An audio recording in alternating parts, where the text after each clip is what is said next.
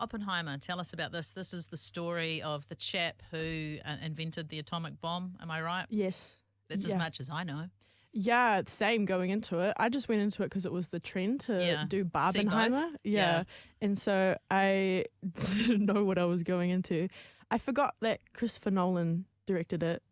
And I forget how insane he is. Like, I don't know how, like, not insane in a bad way, but talented. Yeah, his brain's just crazy.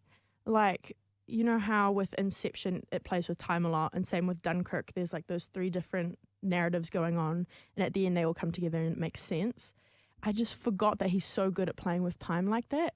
And so in Oppenheimer, there's 2 different narratives going on, and one's from like first person of what Oppenheimer's experiencing, and then one's from this other guy that he worked with, his perspective of Oppenheimer. And it's so interesting. And oh my gosh, the cast, like, they had really big people in small roles, along with really big people in big roles as well. But the cast was just insane. They had so many great actors. He is so good at building suspense. And he's so smart with the way he uses things like sound. I was just going to say sound, because for listeners, they won't know that both you and I were film students. Yeah. Me many years ago. You graduated last year. Yeah. And I remember you and I talking about Dunkirk. It's such a great movie. People, if you haven't seen it, you need to. And what blew me away with that film was the soundtrack, which they actually won an Oscar for, I believe. Yeah. So the soundtrack was real good in this too. Yeah, and building tension and so good. Oh my gosh! And even there was moments where he's really smart with using silence. I think a lot of people in film forget that silence can be really powerful. Yeah, like in music. Yeah, and so there's moments where the visuals are very loud and there's nothing, and it hits even harder.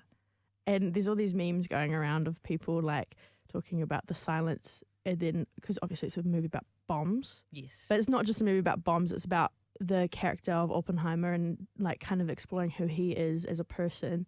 And it's crazy the way they show who he is as well as a person. So you see him not just from like science point of view, but also from him growing up a little bit. Not too much, but yeah, it talks about like how he had these visions of things and then showing it how it's become reality with the bombs, and these visions he had when he was younger where became his reality when he was older. Wow. And how shocking that was for him, because it was always something that he wanted to explore, but you know, as the thing goes on, it shows that he's explored it and he doesn't like it. Like, he made the atomic bomb, which is crazy, but yeah, you kind of see how it pulls at him from both ways, and it's not just this like scientific breakthrough. It goes into who he is and kind of wrecks him and all the scientists involved as well. Yeah. So 2 really great films, 2 very different films. Very different. Yeah, Oppenheimer, because, you know, Christopher Nolan, he wrote and directed that as well. I was like, the amount of research he would have had to do that. But I feel like he always just wants to play with your mind quite a bit. And as I said, Barbie's quite palatable. Whereas that one Oppenheimer, I had to go away and I'm still processing. Digest. Yeah. I love it when a film does that to you, though. It stays with you, right? I mean, as long as it's not too disturbing. Yeah.